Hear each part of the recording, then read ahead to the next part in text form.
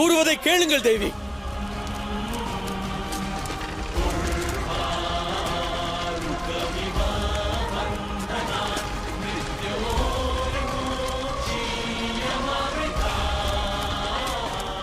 கூறுவதை கேளுங்கள் பார்வதி.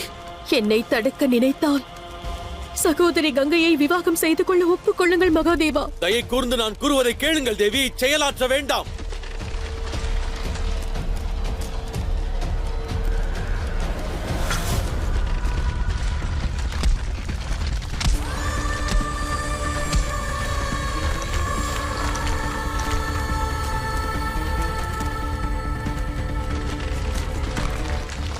தேவி, செயலாற்ற வேண்டாம். என்னை பிரிந்து செல்லாதீர்கள். இனி தங்கள் வேண்டுகோளை நான் கேட்க மாட்டேன் மகாதேவா.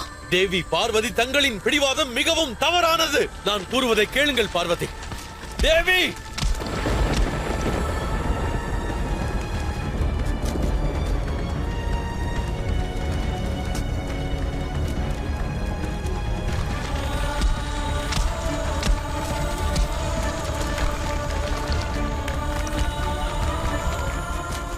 தேவி பார்வதி, இது மன்சாவின் வெற்றிக்கான காட்சியாகும். இப்பிரபஞ்சம் இதை காணட்டும்.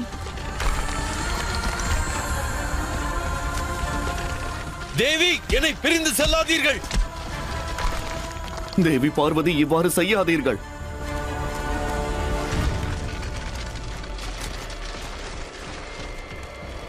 இவ்வாறு செய்யாதீர்கள் தேவி பார்வதி. நான் கூறுவதை கேளுங்கள் பார்வதி. பிரிந்து செல்ல வேண்டாம். தங்களை பிரிந்து என்னால் வாழ்ந்திட இயலாது. தேவி பார்வதி,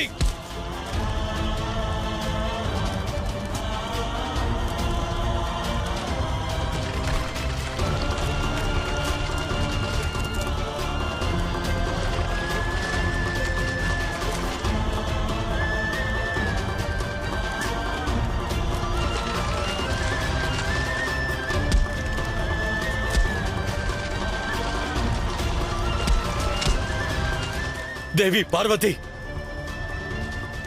செல்லாதீர்கள் தேவி பார்வதி. இதுவே நம் இறுதி சந்திப்பு. இதுவே நம் இறுதி சந்திப்பு. வேண்டாம் தாயே, வேண்டாம் தாயே, வரு செய்யாதீர்கள்.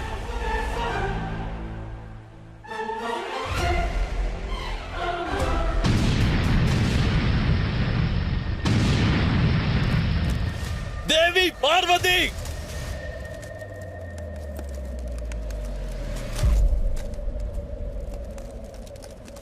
நான் ஒப்புக்கொள்கிறேன் தேவி பார்வதி. நான் ஒப்புக்கொள்கிறேன் தேவி பார்வதி. நான் ஒப்புக்கொள்கிறேன் தேவி பார்வதி.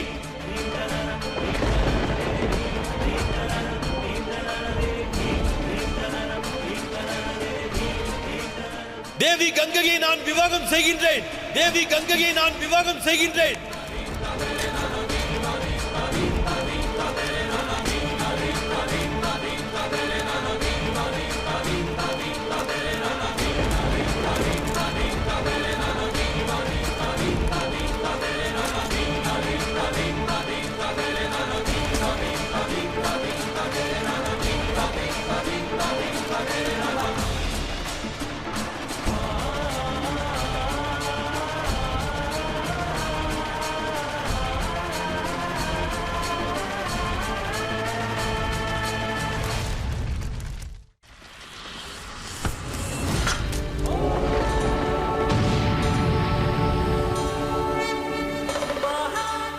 செல்லுங்கள் தேவி கங்கையே.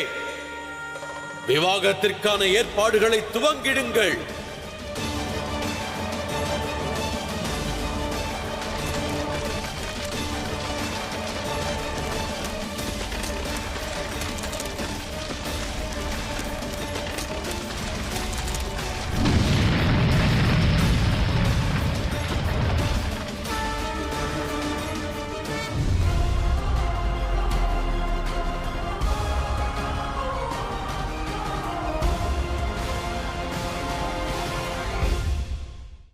செல்லுங்கள் தேவி பார்வதி.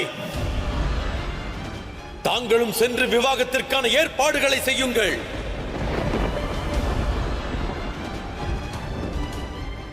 நாங்கள் அனைவரும் தேவி பார்வதிக்கு உதவி செய்ய போகிறோம். இந்த திவ்யமான விவாகத்தில் அவரவர் பங்களிப்பு நிச்சயமாக இருக்கும்.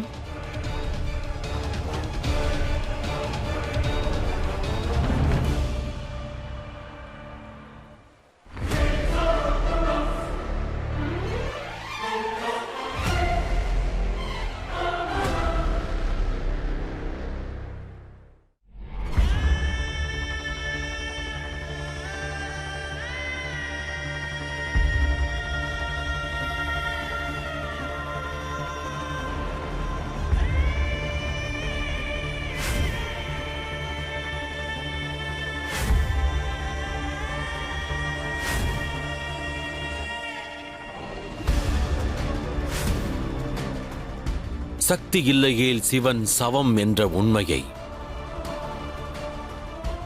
அறிந்திருந்தும் தாங்கள் ஏன் இந்த முடிவை எடுத்தீர்கள் தேவி பார்வதி? இது எனக்கும் ஒன்றும் எளிதான முடிவல்ல மகாதேவா.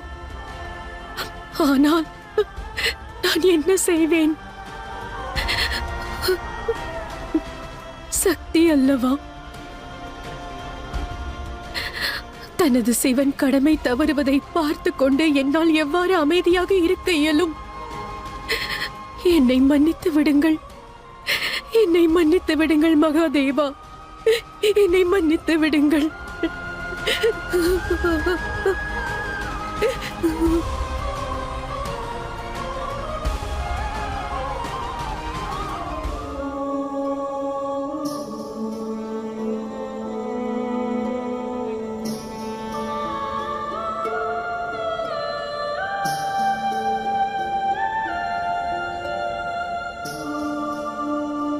மகாதேவா, வாருங்கள். விவாகத்திற்கான நேரம் நெருங்கிவிட்டது.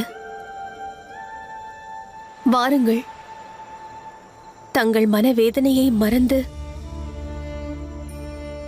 புதிய வாழ்க்கையை இனிமையாக துவங்குங்கள்.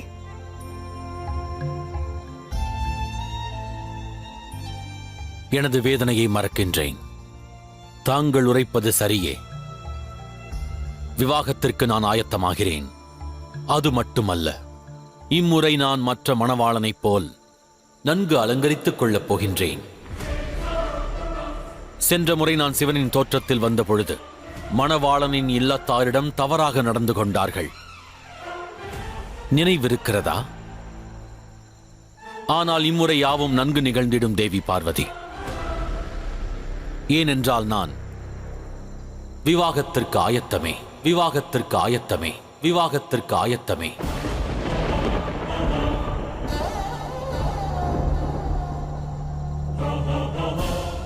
வாருங்கள்.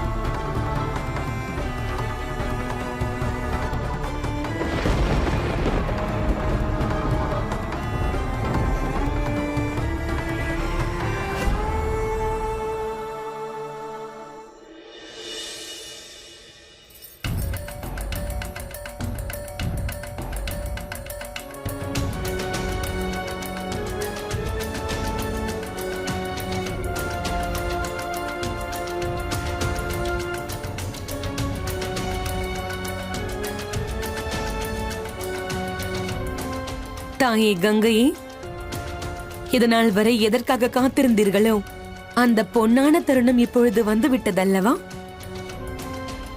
அன்னை கங்கைக்கும் மகாதேவருக்கும் விவாகம்.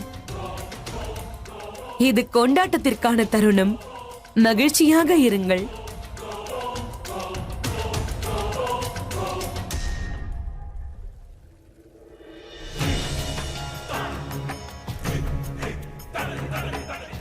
நாராயணா, ஏன் இவ்வாறெல்லாம் நடக்கிறது பிரபு? காலம் துவங்குவதற்கு முன்பிலிருந்து ஒன்றாக இருக்கும் சிவசக்தி ஆதி முதல் அந்தம் வரை இணை பிரியாமல் இருக்க வேண்டிய சிவசக்தி இவ்வாறு பிரிவதற்கு என்ன காரணம்? இது விதியின் முடிவாகும் தேவரிஷி. விதி என்றுமே நரனையும் பார்ப்பதில்லை, நாராயணனையும் பார்ப்பதில்லை. சிவன் சவமாவதை பற்றி கவலைப்படுவதும் இல்லை. பொறுத்திருப்போம். விதி அடுத்து என்ன எழுதியிருக்கிறது என்பதை காண. அதை அனைவரும் தான் காணப்போகிறோம் நாராயணா.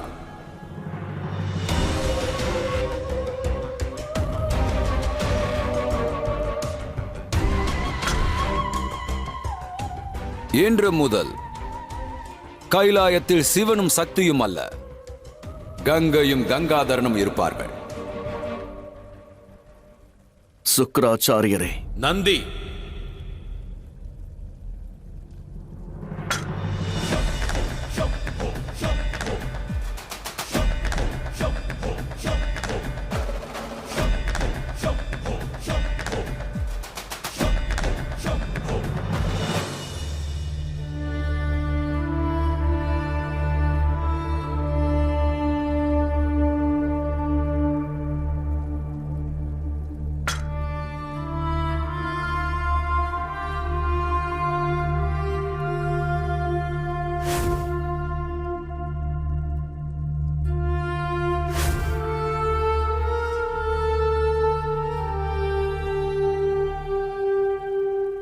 கூறுங்கள் மகாதேவா.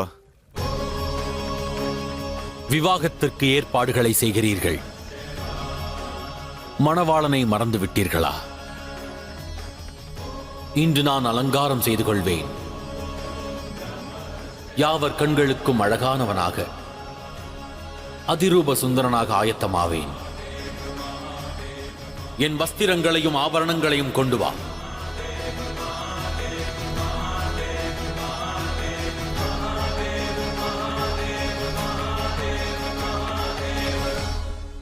சுக்கிராச்சாரியரே,